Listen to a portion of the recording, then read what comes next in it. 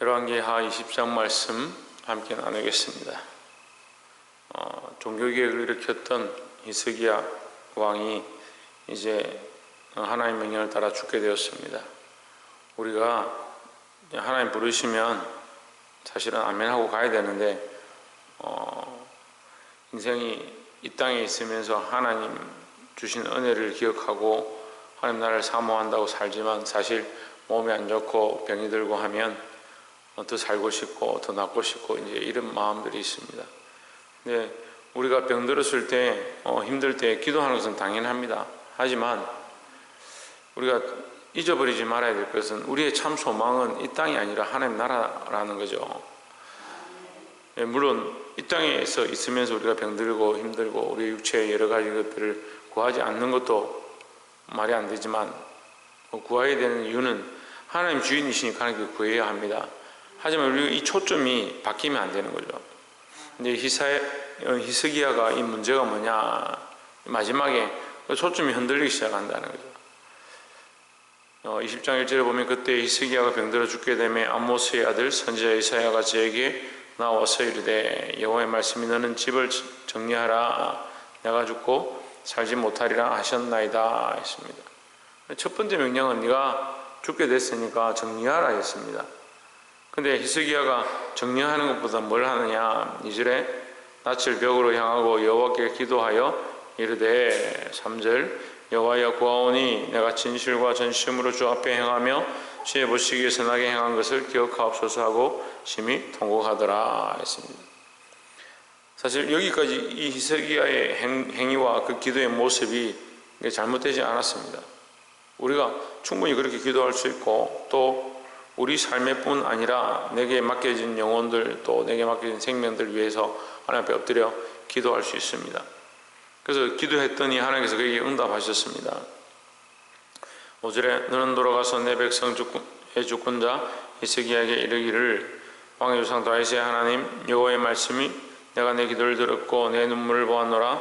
내가 너를 낫게 하리니 내가 3일 만에 여호와의 전에 올라가겠고 내가 내 날을 15년을 더할 것이며 내가 너와 이 성을 아수르 왕의 손에서 구원하고 내가 나를 위하고 또 내 종 다윗을 위함으로 이 성을 보호하리라 하셨다 하라 했습니다. 자, 이 히스기야가 하나님 앞에 간절히 기도했더니 그 기도를 응답하셨다. 예. 우리가 문제가 있으면 뭘 해야 되냐? 기도하는 것밖에 없습니다. 우리의 간구와 소원을 하나님 앞에 아뢰는 것, 이런 유가 날 수 있는 방법, 이것을 이겨낼 수 있는 방법, 악한 세력들을 이겨내고 어둠의 세력들을 이겨내고 우리 육체의 연약함들을 이겨내는 유일한 방법이 뭐냐? 기도라는 겁니다. 그냥 우리가 소리내서 기도하는 그 이유가 아니라 하나님의 하나님 되심, 나는 아무것도 할 수 없음을 인정하는 것, 그것이 기도의 첫 번째 원리다라는 거죠. 자꾸 이 유교적인 관념을 가진 사람들은 뭘 하냐면 내가 애쓰고 힘써서 상대방을 굴복시키는 것이 기도다, 이런 착각을 하는 겁니다. 그래서 지성이면 감천이다. 제일 잘못된 게 지성이면 감천이라는 거예요. 내가 끝까지 노력하면 하늘이 감동한다. 이게 나쁘게 말하면요, 내가 악착같이 끝까지 하면 하늘도 견디지 못한다, 이런 얘기예요. 우리의 기도의 원리는 그렇지 않습니다. 예수 믿는 사람들의 기도의 원리는 절대 그렇게 하면 안 돼요. 근데 이거 지금 잘 몰라서 그렇게 하는 거예요. 기도의 첫 번째 원리는 하나님의 하나님 되심을 인정하는 거예요. 하나님이 주권자시고 통치자시고 이 모든 능력이 하나님께 있고 이 생명의 주권도 하나님께 있고, 그래서 그 하나님의 능력을 인정하는 거예요. 계속해서 하나님의 능력을 인정하고 나는 아무것도 할 수 없고 나는 능력이 없고 내 방법과 내 힘으로 되지 않으니 내가 하나님만 바라보겠습니다. 그래서 어떻게 합니까? 벽을 바라보고 세상에 아무것도 바라보지 않고 세상의 모든 것들을 끊어내고 세상의 방법과 의술과 할 수 있는 기름으로 바르는 모든 것들을 멈추고 하나님께만 엎드리겠다. 내가 당장 죽어도 하나님만 바라보겠다 하는 그런 각오로 기도하는 거예요. 여러분, 물론 우리가 지극정성을 다하고 끝까지 하나님 앞에 기도하고 인내를 가지고 엎드리는 거 필요하죠. 근데 제가 뭘 얘기하냐면 그런 것이 필요 없다고 하는 게 아니라 우리의 생각과 마음의 중심이 내가 계속 하다 보면 되겠지, 천만의 말씀입니다. 우리가 어떻게 끝까지 이렇게 하면 될 것이기 때문에 여기 나와서 기도하는 게 아니고요, 하나님 살아계시고 이미 우리 안에 응답하셨고 이미 우리에게 영원한 소망을 주셨기 때문에 그 은혜에 감격해서 기도하는 것이고, 그 하나님을 내가 알기 때문에 그 살아계신 하나님께서 역사하심을 믿기 때문에 그 하나님 앞에 엎드리는 것이고, 더더욱 그 하나님의 일하심을 인정하는 거예요. 이게 예수님의 기도가 그랬습니다. 예수님 뭐라고 합니까? 아버지여, 나의 기도를 들으심을 감사합니다. 지금도 들으시는 줄 믿습니다. 이 영혼을 통해서, 이 문제를 통해서, 이 사건을 통해서 하나님 영광 받아 주시옵소서. 그렇게 기도하는 거예요. 그게 누구의 영광을 구하냐? 하나님 영광을 구했다. 늘 하나님 들으심을 내가 믿는다. 우리가 이런 자세로 하나님을 인정하고 하나님 역사하심을 보기 원하는 그런 자세로 엎드려 기도해야 될 것이다 라는 겁니다. 이 기도가 우리 안에 회복되어지기를 주의 이름으로 축복합니다. 8절에 히스기야가 이사야에게 이르되 여호와께서 나를 낫게 하시고 3일 만에 여호와의 전에 올라가게 하실 무슨 징조가 있나이까? 무슨 표가 있습니까? 이렇게 물었습니다. 11절 보면 선지자 이사야가 여호와께 간구하며 아하스의 일령표 위에 나아갔던 해 그림자가 십도를 물러가게 하셨더라 했습니다. 해 그림자가 뒤로 물러갔다. 그 자연 현상에서 있을 수 없는 일이죠. 세상에 흘러가는 이 시간적인 관념 속에서는 존재할 수 없는, 사람의 능력으로는 할 수 없는 일을 하나님께서 하셨습니다. 물론 모든 역사가 사람이 할 수 없는 일입니다. 하나님 하시는 일이고, 이것이 자연스럽게 운영되고 있는 것조차도 하나님의 은혜다라는 거죠. 그래서 사실은 우리는 날마다 기적 속에 살아갑니다. 왜 기적 속에 살아가느냐? 지금 현재는 있지만 잠시 후에 일어날 이 모든 일들은 일어나지 않은 일이니까 계속 일어나고 있는 겁니다.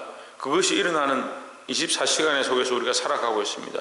발생하지 아니한 순간순간이 계속해서 발생해 가면서 이 자연의 이치에 따라 24시간이 돌아가고 있습니다. 그 이치가 뭐냐?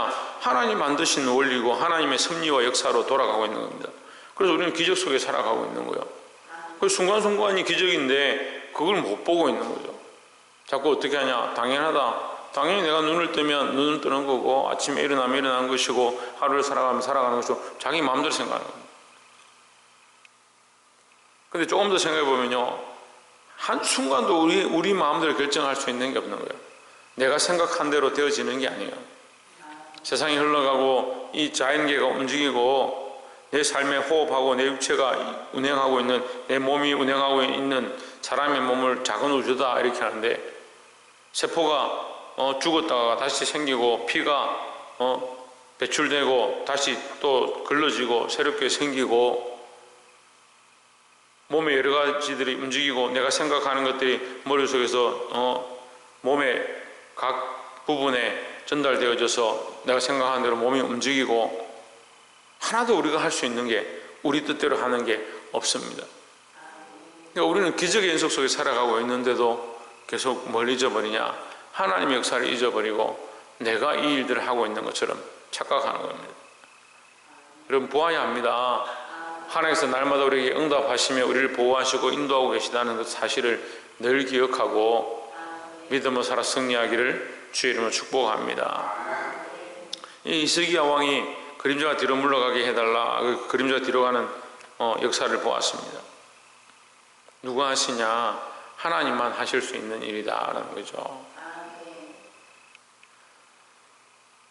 사실은 이것은 그림자가 뒤로 물러간다, 이것은 구원의 일입니다. 구원의 일이라는 말은 무슨 말이냐? 우리가 한번 하나님의 이 저버림을 당하고 사람이 하나님과 함께 할 수 없는 이 일 가운데 에덴에서 쫓겨나서 죽음을 맞이하게 된 이것은 일령표가 앞으로 진행되어진, 결정되어진 일입니다. 근데 하나님 이것을 다시 물리셨습니다. 어떻게 물리셨냐? 사람의 방법으로는 절대 할 수 없는 이 일, 절대 이룰 수 없는 이 일을 예수 그리스도를 보내셔서 하나님께서 이것을 뒤로 물러가게 하셨습니다.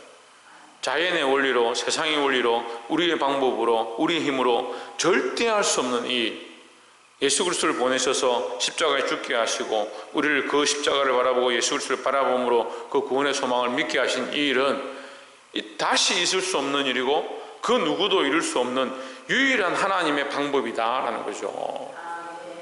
여러분, 이것이 은혜인 줄 기억하고 그 하나님 앞에 엎드리고 하나님 앞으로 나아가시기를 주의 이름으로 축원합니다.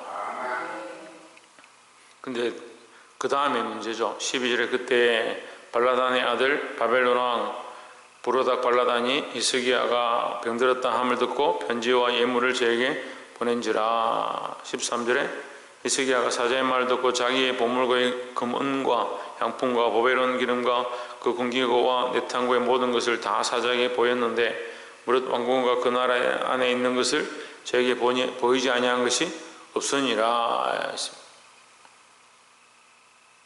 왜 보이지 아니하는 것이 없었느냐? 자기 거라 생각하는 거죠.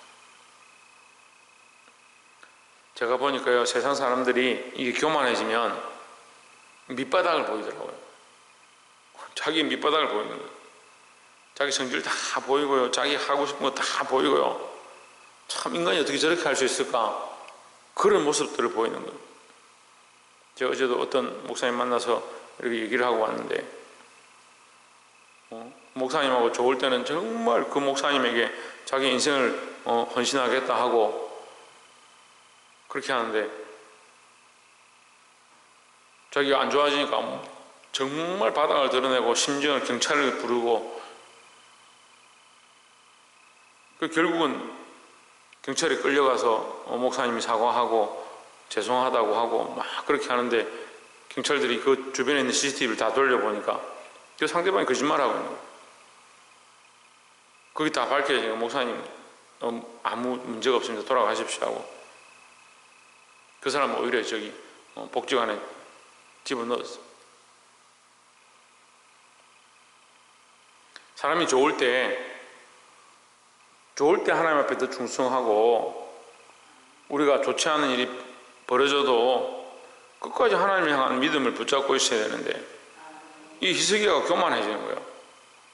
이 마지막에 우리가 솔로몬도 조심해야 되는데 솔로몬이 그렇게 한 것을 보고 우리가 반면교사를 삼아서 조심해야 됩니다. 평안하고 괜찮을 때 죄를 짓는 겁니다. 다윗도 평안하고 안전할 때에 전쟁에 나가지 않냐고 밖을 쳐다보다가 이 여인을 범하는 그런 죄를 범했습니다. 우리가 평안할 때 하나님의 응답을 받고 괜찮을 때 더 하나님 앞에 엎드리고 조심해야 될 것이다 라는 겁니다. 교만해가 자기 건 줄 아니까 그걸 다 보여줘 버렸어. 우리가 다 죄인인데요, 미천을 드러내지 않도록 믿음의 자리를 지키고 하나님 앞에 서기를 주 이름으로 축복합니다. 17절에 여호와의 말씀이 날이 이르리니 무릇 왕궁의 모든 것과 왕의 열조가 오늘까지 쌓아두었던 것을 바벨론으로 옮긴 바 되고 하나도 남지 아니할 것이요 했습니다. 사실 이 발라단이 예물을 가지고 히스기야 병든 것을 찾아왔는데 이 발라단은 바벨론 사람입니다. 바벨론은 사실은 이 이스라엘과 관계가 없어요. 먼 데에 있는 지방의 사람이에요. 먼 데에 있는 지방에서 여기까지 찾아올 일이 없잖아요. 여기 다 나와 있지는 않지만 우리가 생각하기에 분명히 이 이스라엘을 탐지하려고 온 거라고 볼 수 있습니다. 그런데 히스기야가 어떻게 합니까? 교만해가 다 내 거니까 하나님 묻지도 않고 엎드리지도 않고 이사야 선지자가 바로 옆에 있는데도 얘기도 하지 아니하고 자기 마음대로 다 열어서 다 보여줘 버렸다. 우리와 문화도 다르고 우리에게 아무것도 알지 못하니까 무슨 상관이 있겠냐? 그렇게 했는데 이 바벨론이 전 세계를 지배하기 시작하는 거죠. 그렇게 하면서 이스라엘도 삼켜버렸습니다. 이 바벨론의 이야기가 나오는 겁니다. 18절에 또 왕의 몸에서 날 아들 중에서 사로잡혀 바벨론 왕궁의 환관이 되리라 하셨나이다. 다 빼앗기고 당신의 아들도 끌려갈 것입니다. 그렇게 얘기하는데 19절에 히스기야가 이사야에게 이르되 당신의 전한 바 여호와의 말씀이 선하니이다 하고, 이게 하나님 말씀은 선한 게 맞죠. 그런데 이 표현이 문제가 됩니다. 잘 기억해야 되는데, 하나님의 말씀이 선하다, 하나님 말씀이 선한 거 맞죠. 근데 이 사람은, 히스기야는 뭐라고 생각하냐, 왜 선하냐, 왜 선하냐가 문제고요. 하고 이르되 만일 나의 사는 날에 태평과 진실이 있을진데 어찌 선하지 아니하리요. 나와 상관이 없다 이 말이에요. 히스기야가 상태가 안 좋아지니까 나와 상관이 없다. 내 죽고 나서 일어날 일을 뭐 내가 걱정할 필요가 뭐 있냐. 나쁘게 말하면 그거야. 나는 괜찮고 내 다음 자손들이 심판을 받든 끌려가든 죽임을 당하든 무슨 상관이 있냐. 나는 태평과 진실이 있는데 무슨 관계가 있냐, 이런 말을 하는 거예요. 이게 정상이 아니죠. 이게 정상이 아니에요. 이게 잘못된 거예요. 이게 하나님이 선하다고, 하나님 말씀이 선하다 이렇게 말하는 그 선함의 기준이, 하나님 선한 거 맞는데 자기에게 유익하게 하고 자기는 괜찮으니까 선하다. 그래서 뭐가 없습니까? 다음 세대가 없는 거예요. 오늘날 교회가 정신을 차려야 될 게 뭐냐? 다음 세대를 돌아보는 거예요. 여러분, 교회가 돈이 생기면 뭘 해야 되겠습니까? 다음 세대를 생각해야 합니다. 교회가 기도해야 될 것이 있으면 뭘 해야 됩니까? 다음 세대를 위하여 기도해야 합니다. 우리의 생명을 이 땅에서 좀 더 연장해야지, 좀 더 살아야 되지. 물론 그렇게 하나님 엎드려야 될 필요가 있겠죠. 그래서 제가 처음에 얘기한 게 그거예요. 우리가 문제가 생기고 병이 들면 하나님 엎드려야 되고 그것이 낫기를 구하는 것이 맞지만, 우리의 방향성은 어디냐? 미래를 지향하고 있어야 됩니다. 우리는 이미 지나갈 세대입니다. 때가 되면 하나님 부르시면 하나님 앞에 가야 될 세대입니다. 그러니까 우리의 소망은 하나님 나라에 있는 거죠. 이 땅에서 병이 낫고 오래 사는 것보다 하나님 나라에 들어갈 것들을 더 확실히 붙잡는 게 더 중요하지. 물론 살아야 되지만, 물론 더 건강하고 더 오래 있으면 좋겠지만, 이것보다 더 중요한 건 하나님 나라에 들어가는 게 더 중요하고, 하나님 나라의 영원한 소망을 잊지 아니하고 이걸 바라보고 있는 게 더 중요하다는 거죠. 우리가 미래지향적으로 하나님 나라를 바라보고 있다면 뭘 보아야 되냐? 내가 가진 이 하늘의 소망을 내 자녀들에게, 내 다음 세대에게 물려주는 게 중요하지. 나만 잘 살다가 가면 그만이지. 그거 하나님 선하시다. 내가 이 땅에 잘 살았으니까. 그런 위선적인 신앙이 어딨냐는 거예요. 그러니까 우리도 믿음으로 사는 게 중요한데, 우리가 이 믿음의 유산을 자녀들에게, 또한 다음 세대에게 물려주는 것이 너무나도 중요하고, 교회는 그것을 위해서 몸부림쳐야 됩니다. 교회의 사실은 모든 예산의 7, 80%, 8, 90%를 다음 세대를 위해서 투자하고 다음 세대를 어떻게 살릴 거냐, 그렇게 생각하고 선교와 복음을 위하여 아이들을 살리는 것들을 위해서 힘써야 되는데, 사실은 그렇게 하고 있지 않습니다. 물론 우리끼리니까 얘기를 하죠. 다른 교회 가서 뭐 남의 예산을 말할 게 없지만, 근데 한탄스럽다는 거죠. 작은 교회는요, 목회자의 그 사례를 주는데 심지어 5, 60%까지 예산을 배정합니다. 좀 중형 교회들은 교회 그냥 운영하고 빚 갚고 교회 건물 키우고 그렇게 하는데 7, 80% 써버립니다. 주일학교를 위해서 아이들을 위한 예산 10%요? 10%도 안 됩니다.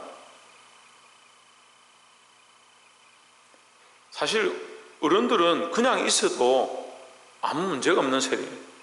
말씀으로 가르치고 앞으로 나아가는 일만 훈련하면 되는 것이고, 근데 우리는 뭘 해야 되냐? 다음 세대를 위해서, 다음 세대를 하면은 이게 좀 안 될 수 있지만, 다른 세대, 다른 영혼들, 그것은 어린아이를 비롯해서 아직 예수를 알지 못하는 자들까지 다 포함되는 거예요. 그들을 위해서 정말 우리가 어떻게 할 거냐. 성경에 그렇게 기록되어 있지 않지만 히스기야가 이 잘못 보고 있는, 나는 태평하고 괜찮으니까 태평과 진실이 있을진데 무슨 어찌 선하지 아니하리요. 그 선함의 기준이 잘못됐다. 인간적인 선함이다. 우리가 이 반면교사를 삼아서 우리는 다음 세대를 기억하고 우리의 다음의 자녀들이 정말 믿음으로 돌아오고 하나님 바라보게 하는데, 정말 최선을 다하고 우리가 가진 것들을 하나님 앞에 내어 드려야 될 줄 믿습니다. 기도하겠습니다.